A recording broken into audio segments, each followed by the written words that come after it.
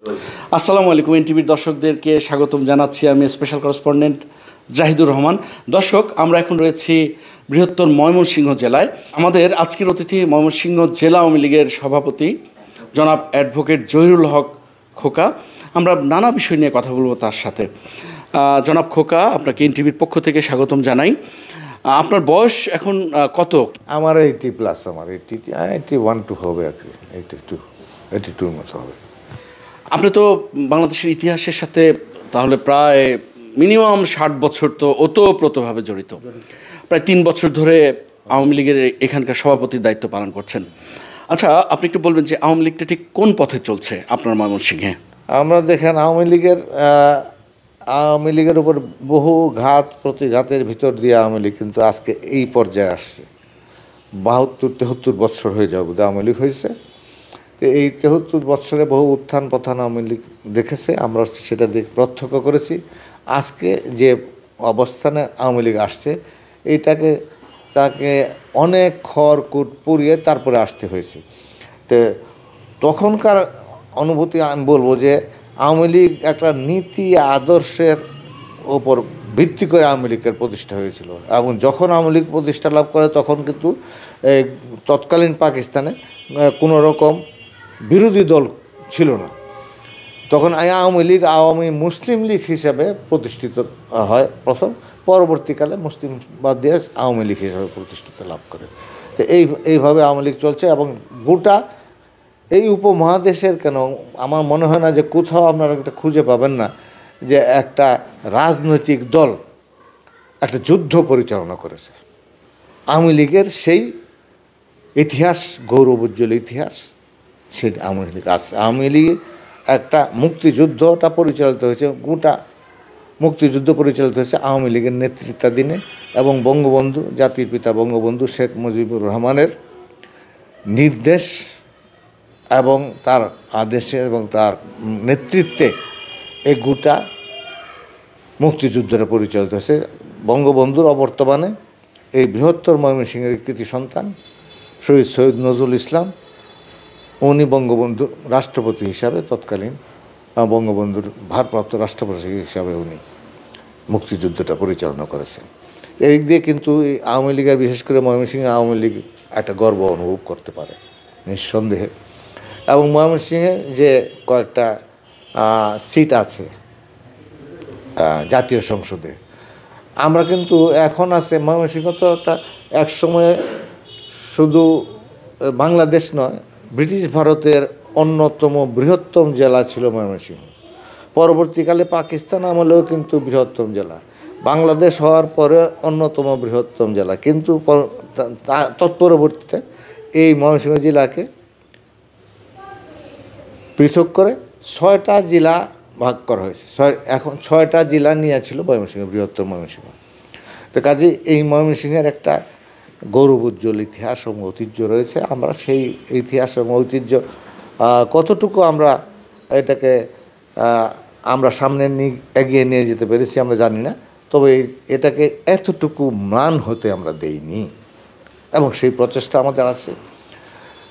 তো এখন সময়ের পরিবর্তনের সঙ্গে অনেক কিছুর পরিবর্তন হয়, মানুষের মন মানসিকতার পরিবর্তন হয়। এক সময় যখন বাংলাদেশ হয়েছিল তখন বাংলাদেশের মানুষের সংখ্যা ছিল 7.5 কোটি, আজকে 17 কোটি 18 কোটিতে নেমেছে। তারপরেও কিন্তু জননেত্রী, দেশরত্ন প্রধানমন্ত্রী শেখ হাসিনা তার নিরলস প্রচেষ্টায় উনি যখন ক্ষমতায় আসেন তখন উনি কী পেয়েছেন? উনি পেয়েছেন একটা বাংলাদেশ, এটা তলাবিহীন ঝুড়ি। এই দিকে এটা দিয়ে ওনার যাত্রা শুরু। আজকে বাংলাদেশ কোথায়? আজকে বাংলাদেশ যারা তলাবিহীন ঝুড়ি করতো, ঝুড়ি বলতো, তারাই কিন্তু আজকে বাংলাদেশকে প্রশংসা করছে। আজকে বাংলাদেশ এই দক্ষিণ এশিয়ায় উন্নয়নের রোল মডেল হিসাবে স্বীকৃত, এবং এটা সম্ভবপর হয়েছে একমাত্র জননেত্রী দেশরত্ন প্রধানমন্ত্রী শেখ হাসিনার রাজনৈতিক প্রজ্ঞা, তার দূরদর্শিতা, তার সাহসিকতা, সর্বোপরি সময়োচিত পদক্ষেপ, এবং তার যে নিরলস পরিশ্রম, এর ফলে কিন্তু আজকে আমরা এই অবস্থানে আসছি। উন্নত বিশ্বের সারিতে যাবার জন্য আমাদের একটা টার্গেট রয়েছে 2041-এর ভিতরে। ইনশাআল্লাহ দেশে যদি কোনো রকম পরিবেশ পরিস্থিতি যদি ঠিক থাকে, কোনো রকম বিশৃঙ্খল অবস্থার সৃষ্টি না হয় এবং সব কিছু ঠিক থাকে, তাহলে পরে ইনশাআল্লাহ ওই অভীষ্ট লক্ষ্যে পৌঁছতে আমার মনে হয় যে 41-এর আগেই আমরা সেখানে পৌঁছতে সক্ষম হব। জনাব খোকা, আপনি যেহেতু রাজনীতির খুব পুরনো একজন মানুষ, আপনার দলের সাধারণ সম্পাদক সড়ক এবং সেতুমন্ত্রী ওবায়দুল কাদের প্রায় বলেন দলে হাইব্রিডদের কথা বলেন, তার ভাষায় কাওয়াদের কথা বলেন, পথ বাণিজ্যের কথা বলেন, এবং গত কয়েকদিনে তিনি এইসব কথা বলেছেনও। আপনার ময়মনসিংহে এই তথাকথিত এই যে হাইব্রিড, কাওয়া এবং পথ বাণিজ্য, এটা কোন পর্যায়ে আছে, কি ধরনের আছে? দেখেন আপনি, এটা আমাদের মাননীয় সাধারণ সম্পাদক মহোদয় বলেছেন, এটা শুধু এটা আমার মনে হয় যে গোটা দেশেই কম বেশি এটা আছে।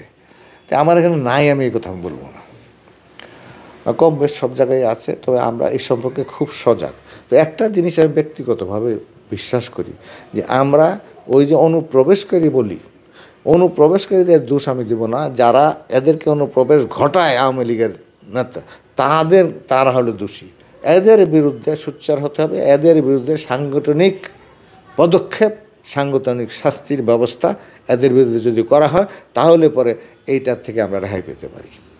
যতগুলো আসন আছে ময়মনসিংহে, সেক্ষেত্রে আপনার দলের জনপ্রিয়তার পারদ কোন পর্যায়ে আছে? বিশেষ করে অনেক সময় নেতাদের, এমপিদের কিংবা রাজনৈতিক যারা ক্ষমতাসীন থাকে তাদের কারণে অনেক সময় বিব্রতকর অবস্থার মুখোমুখি হতে হয়, দল ক্ষতিগ্রস্ত হয়। এইরকম কারণে আপনাদের জনপ্রিয়তাটা ঠিক কোন মাত্রায় আছে, কোন কোন জায়গায় আপনাদের অবস্থান ভালো খারাপ?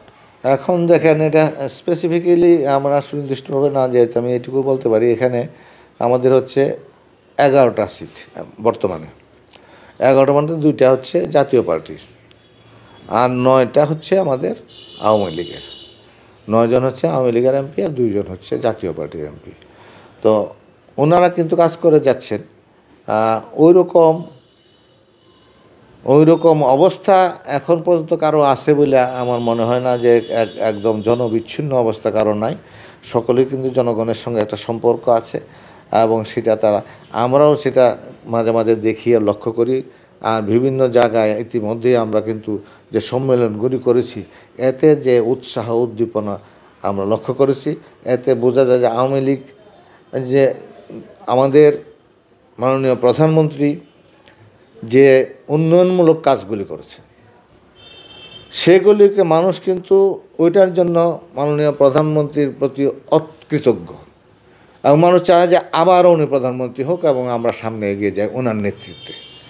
আমরা কিন্তু সেই কাজটি করে যাচ্ছি। আর এইখানে যদি কেউ কোনো রকম থাকে, সব কিছু তো আর নখদর্পণে থাকে না। যদি কোনো খারাপ কাজ করে থাকে, এটার কিন্তু বিভিন্ন সংস্থা আছে রিপোর্টিং করার জন্য।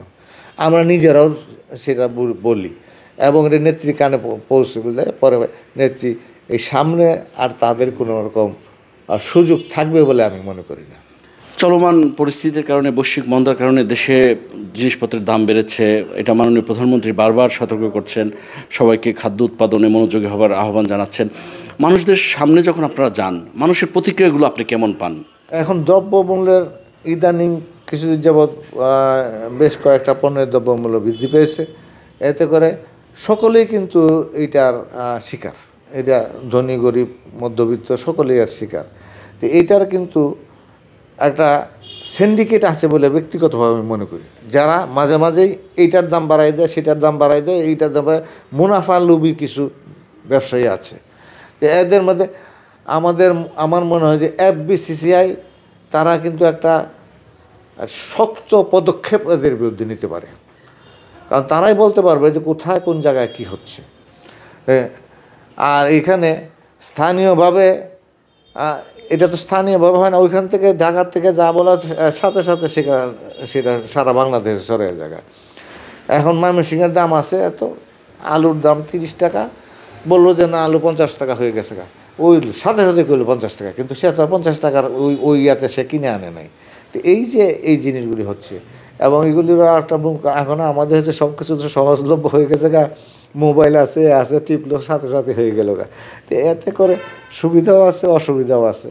তো এগুলি যাতে না হয়, এবং জনসাধারণ তো সরকার চেষ্টা করছে এবং মাঝে মাঝে দেখে যায় কমে আসছে, আবার বৃদ্ধি হয়ে যায়।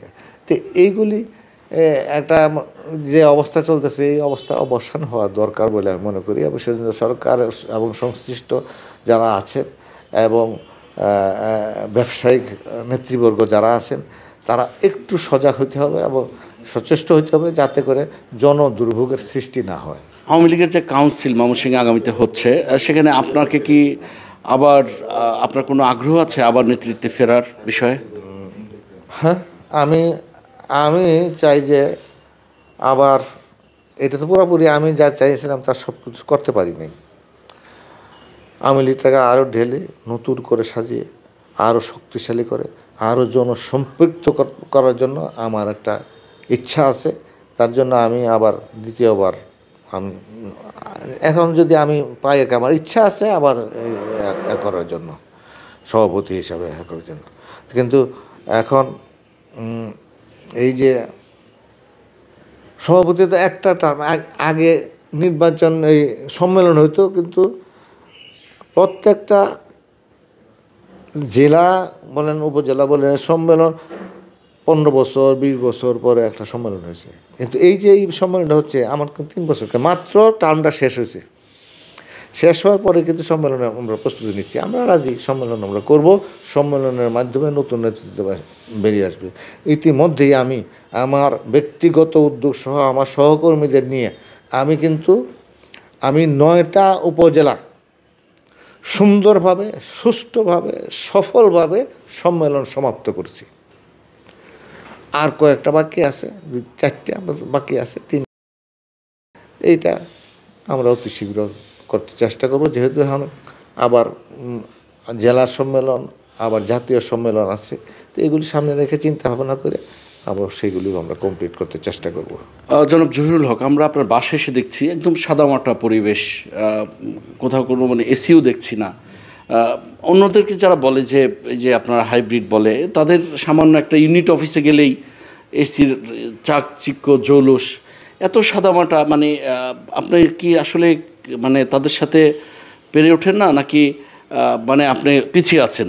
না, আমি একটা সহজ সরল জীবন নিয়ে আমি বরাবর ছিলাম, এখনও আছি। আমি ওই যে বাংলা একটা কথা আছে, ওই ডাল দেখাও সোজা রাস্তায় হাঁটো, আমি ওইটার মধ্যে আছি। আমি অন্য কোনো রকম এখানে রাজনীতির মধ্যে নানান রকম কথাবার্তা মানুষে বলে, আপনারাও বলেন, অনেকেই বলে। আমি ওই ডাইনে বা ওইগুলি কোনো আমার কোনো চিন্তাই নেই যে ওই কার কাছ থেকে কী নিতে হবে বা কী করতে হবে বা একটা কিছু অপকর্ম করতে হবে, এইগুলি কোনো চিন্তা ভাবনা আমার মাথার মধ্যে নাই দেখেই কিন্তু আমি এখনও এই বয়সে ভালো আছি। আমার মাথায় কারণে আমি যখন শুইলে ওই দিনে কয়েক মিনিটের মধ্যে আমি ঘুমিয়ে পড়ি, কারণ আমার মাথার মধ্যে কুচিন্তা অচিন্তা নাই, পরিষ্কার। এই জন্যে আমার বাড়ি দেখতেছেন এরকম। আমি আইনজীবী হিসাবে আমি যা পাওয়ার আমি সব কিছু পাইছি, আল্লাহ পাক আমার সব দিয়েছে। আমি এই বারবার সভাপতি হয়েছি, সাধারণ সম্পাদক হয়েছি, বৃহত্তর ময়মনসিংহের পিপি ছিলাম। তখন আমার প্র্যাকটিসের বয়স ছিল মাত্র 12 বছর, পার হয়ে 13 বছরে পা দিয়েছি। তখন এই 6টা জেলা বৃহত্তর ময়মনসিংহ, সেটার পিপি ছিলাম আমি। আর এই বাংলাদেশ বার কাউন্সিল সমগ্র বাংলাদেশ নিয়ে, যেটা এটা বার কাউন্সিল সমগ্র বাংলাদেশের আইনজীবীদের কন্ট্রোলিং অথরিটি, সেইটার আমি নির্বাচিত সদস্য এবং বার কাউন্সিল ট্রাইব্যুনালের চেয়ারম্যান ছিলাম আমি। জেলা পরিষদের জননেত্রী প্রধানমন্ত্রী শেখ হাসিনা প্রথমবার যখন প্রশাসক নিয়োগ দেয়, আমি ময়মনসিংহ জেলার প্রথম প্রশাসক। আমি দ্বিতীয়বার চাইনি, একটার মধ্যে আমি দ্বিতীয়বার, ওইটা আর দরকার নাই আমার আবার এর মধ্যে তখন উনি এই আওয়ামী লীগের দায়িত্ব দিলেন। আমি এটা নিয়ে আমি থাকবো, অন্য কিছু আমার দরকার নেই। একটা কথা আমি স্মরণ করে দিই, আমি যে কী জন্য চাই, বঙ্গবন্ধু শেখ মুজিবুর রহমান, জাতির পিতা বঙ্গবন্ধু শেখ মুজিবুর রহমান, ওনার জন্ম না হলে বাংলাদেশ হইতো না। উনি মন্ত্রিত্ব ত্যাগ করে পার্টির হাল ধরেছিলেন। আমি উনারই শিষ্য, সেই সময় ছাত্রলীগ আমরা করি, এবং আমি ঠিক সেই লাইনে থাকতে চাই। আবারও আমি পার্টির লাইনে থাকবো। আমি কোনো এমপিও চাই না, আমি কোনো চেয়ারম্যানও হইতে চাই না, আমি অন্য কিছু হইতে চাই না। আপনার তো বয়স হয়েছে বললেন 82 বছর, তো এতে করে সাংগঠনিক কাজকর্ম তো অনেকে বলতে পারে যে না, ওনাকে এখন থাক, নতুন কাউকে দেন। আপনার বয়সের ভারে এই সাংগঠনিক মানে এই দুর্বলতা যদি কেউ প্লেস করে, সেক্ষেত্রে আপনার কি মনে হবে? বয়সের ভার দেখেন, এটা এই এই কথা ঠিক না। এখন একটা ইংরেজিতে একটা কথা আছে যে the age of a man is what he thinks and that of a woman is what she looks. আমি কিন্তু আমার এইটি হইল বাংলাতে লেখলে 40 হয়, আমি 40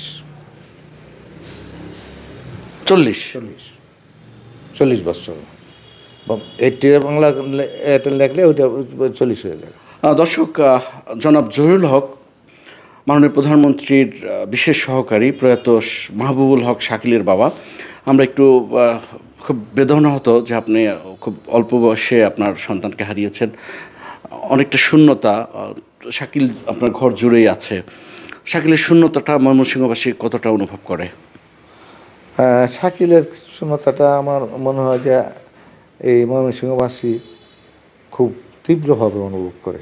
বিশেষ করে আজকের দিনে এই বর্তমান রাজনীতিতে শাকিলের যে অনুপস্থিতিটা, এটা কিন্তু রাজনৈতিক নেতাকর্মীরা সহ সাধারণ মানুষ কিন্তু এইটা খুব তার অনুপস্থিতি তাকে অনুভব করে যে আজকে শাকিল থাকলে বোধহয় এটা হতো না। এই অনুভূতি তাদের মধ্যে আছে। ইতিমধ্যে বেশ কয়েকজন আমাকে বলছে যে উনি থাকলে হয়তো এটা হইতো না, উনি থাকলে হয়তো এইটা হইতো।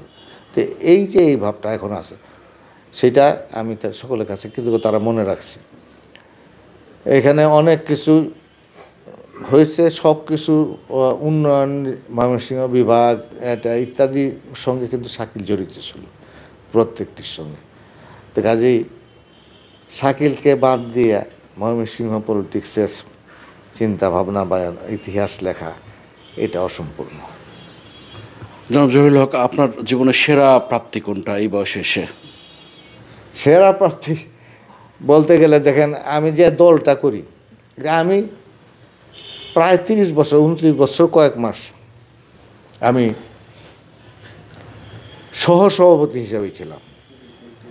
তখন কিন্তু সহসভাপতি ছিল 3 জন, আজকে সহসভাপতি 11 জন। এই 3 জনের 3 নম্বর থেকে শুরু, 3-এর থেকে 2, 2-এর থেকে 1 থাকলাম। থাকতে থাকতে আমার 30 বছর কেটে গেল গা। 30 বছর পরে আমার মূল্যায়ন হইলো, আমি সভাপতি হইলাম।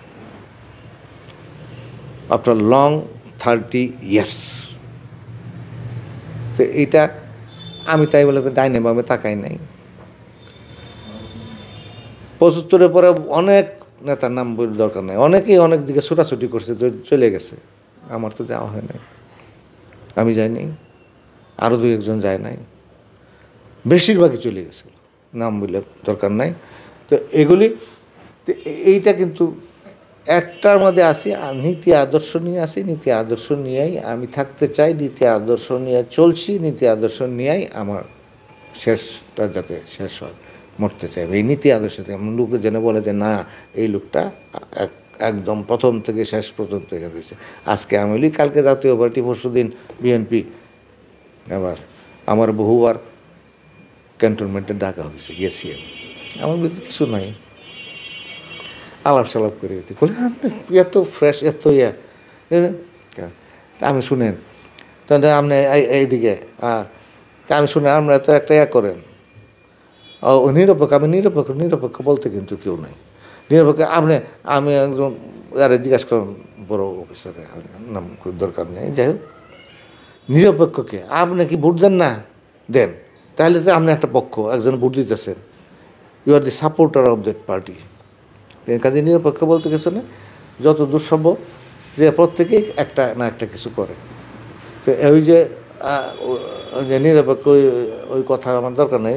যে হোক, নিরপেক্ষ সংজ্ঞা অন্যরকম। সামনে কাউন্সিলে আপনার কতজন প্রতিপক্ষ দাঁড়াতে পারে, কতজন প্রতিদ্বন্দ্বী হিসেবে আপনার কিলবিল করছে বলে মনে হয়? এখন প্রতিপক্ষ থাকে কিন্তু অনেক। আমাদের দলটা হচ্ছে একটা বৃহৎ রাজনৈতিক দল। এর প্রতিযোগিতা, প্রতিদ্বন্দ্বিতা এটা থাকবে, এটি স্বাভাবিক। অনেকে যোগ্যতা নাই কিন্তু তাও কিন্তু আইসা পড়তেছে। তো এইরকম তো আছে অনেক। এই কিছুদিন আগে কিন্তু আমাদের জেলা পরিষদের নির্বাচন হয়ে গেল, সমানে মানুষ, পরে দেখা গেল কেউ নাই। কী জন্য সরে গেল, কী জন্য? ওইখানেও একটা নানান আর একটা ব্যাপার স্যাপার। তো এইগুলি যে আছে, থাকবে না কেন? থাকবে, প্রতিপক্ষ থাকুক, অসুবিধা নাই। এখন তো ওইভাবে কোনো নাম এখন পর্যন্ত আমার কাছে আসছে বললে না, আমার ওইভাবে কোনো আসে শুনি অমুক তুমুক এইটুকু। আমরা বুঝতে পারছি যে আপনি ব্যাপার স্যাপার বলতে আসলে এই যে পদ বাণিজ্যের কথাই বলতে চাচ্ছেন। আচ্ছা, এই যে পদ বাণিজ্যের জন্য ধরেন আপনাকে কেউ ভালোভাবে চেনে না, অর্থ নিয়ে আসলো, এরকম অভিজ্ঞতা আছে? এবং কি হয়েছে সেই পরে, তারপরে কি হয়েছে যে সে আপনাকে সাধলো কিন্তু বোঝে না যে মানুষটা কেমন, তখন আপনার প্রতিক্রিয়াটা কেমন দেখান? নেবার তারা জানে যে কার কাছ থেকে কোথায় গেলে কাজ হবে, they know it fully right. তারা জানে যে আমি কোন লোকটা। আমার বাড়ি আজকে এখানে কেন, আমার ওই হাফ বিল্ডিংয়ে আমি থাকি কেন, এটা তো আমার ইয়ে না। আমি তো নিজেও একজন নাম করা লয়ার। তো কাজে আমার তো, আমি তো একটা প্রফেশনের মধ্যে, আমার হচ্ছে রাজনীতি আমার নেশা, আর আমার পেশা হচ্ছে আইন পেশা। এই দুইয়ের মাঝখানে আর আমার অন্য কিছু নাই, অন্য চিন্তা ভাবনা আমার নাই। তো এখন আমার ছেলে চলে যাওয়ার পরে কিছুদিন পরে আমার ওয়াইফ উনি ইন্তেকাল করলেন। আমার তো এখন একটা লোনলি লাইফ। এখন হচ্ছে রাজনীতিটাই আমার ছেলে মেয়ে, রাজনীতিটাই আমার পরিবার। আমি এটা নিয়ে আছি এখন। বলছিলেন ৭৫-এর পরের কথা, তো ৭৫-এর পরে আরেকটা বিষয় দেখা গেল যে 1/11-এর সময় নেত্রীকে যখন আটকে রাখা হলো, তখন সংস্কারপন্থীরা গজিয়ে উঠল। এই যে আদর্শহীনতা আপনার দলে, এবং আপনিও বললেন যে আপনাকে অনেকবার চাপ দেওয়া হয়েছে আওয়ামী লীগ পরিত্যাগের জন্য, কিন্তু আপনি চাননি। এই আদর্শহীনতার কারণটা কি? এই আদর্শহীনতা, কিছু কিছু মানুষ কিন্তু এখন আবার নিবেদিত প্রাণ কিছু লোকজন আছে, প্রত্যেক দলেই আছে। এবং আমার মনে হয় না যে এই আদর্শহীন নীতি বিবর্জিত লোকজন এরা ভবিষ্যতে তারা কর্তৃত্ব করবে বলে আমার মনে হয় না। হয়তো কিছুটা কিছু থাকলো, কিছু করলো, সুযোগ সুবিধা নিল, এইটুকু হইতে পারে, কিন্তু নেতৃত্বে আসতে পারবে বলে আমি বিশ্বাস করি না। কারণ মানুষ চায় যে একজন নীতিবান, আদর্শবান নেতা লোককে নেতা হিসেবে যদি পাইতে চায়, এবং সেই জন্য মানুষ কিন্তু সেটা চায়। এখন জোর করে যদি আমরা চাপাই দিই একটা, সেটা তো হয় না, কিন্তু লোকে এটা গ্রহণ করবে না। তো সর্বোপরি দলের তৃণমূল থেকে আপনার জেলা পর্যায়ের নেতা কর্মী যারা, তাদের জন্য আপনার কি বার্তা? তাদের জন্য বার্তা হল নীতি আদর্শ অবিচল থাকা এবং দলের জন্য কাজ করা, জনগণের পাশে দাঁড়ানো। আওয়ামী লীগ দেখেন এই বিশেষ করে আমি বলবো কোভিড-19-এর সময়, করোনা ভাইরাসের সময় আওয়ামী লীগ নেতাকর্মীরা কিন্তু জনগণের পাশে গিয়েছে, তারা কাজ করেছে। অন্য কোনো রাজনৈতিক দলের নেতাকর্মীদের আমরা খুব সহজে কিন্তু আমাদের চোখে পড়ে নাই, কিন্তু আমাদের নেত্রী নির্দেশে তার সারা বাংলাদেশের নেতাকর্মীরা কিন্তু ওই আক্রান্তদের পাশে দাঁড়িয়েছে, সাহায্য সহযোগিতা করেছে, হাসপাতালে নিয়ে গেছে, ওষুধের ব্যবস্থা করেছে, রিলিফের ব্যবস্থা করেছে, খাদ্যর ব্যবস্থা করেছে, এগুলি কিন্তু করেছে। এইটা এতে করে আর সরকারি কর্মকর্তারা তো তাদের কথা না বললেও না, তারাও কিন্তু সাংঘাতিকভাবে করেছে, পুলিশ বাহিনী করেছে, হসপিটালে ডাক্তার নার্সটা করেছে, তারা সকলেই কিন্তু করেছে। সকলেরই একটা এটা কী বলবো, সংঘবদ্ধ প্রয়াসের জন্যই কিন্তু কোভিড-19 থেকে আমরা আপাতত আমরা মনে হয় যে অনেকটা মুক্ত আছি। তো জীবনের শেষ ইচ্ছাটা কি আপনার? শেষ দিনের ইচ্ছাটা কি? শেষ দিন হচ্ছে যেখানে আসি আমি সেই দল নিয়ে আমি রাজনৈতিক এতে বলবো সেই দল নিয়ে আমি এই দলের নাম নিয়ে যাতে আমি যাইতে পারি। আর এনটিভির দর্শকদের জন্য কি বলবেন? যেখানে এনটিভি একটি অত্যন্ত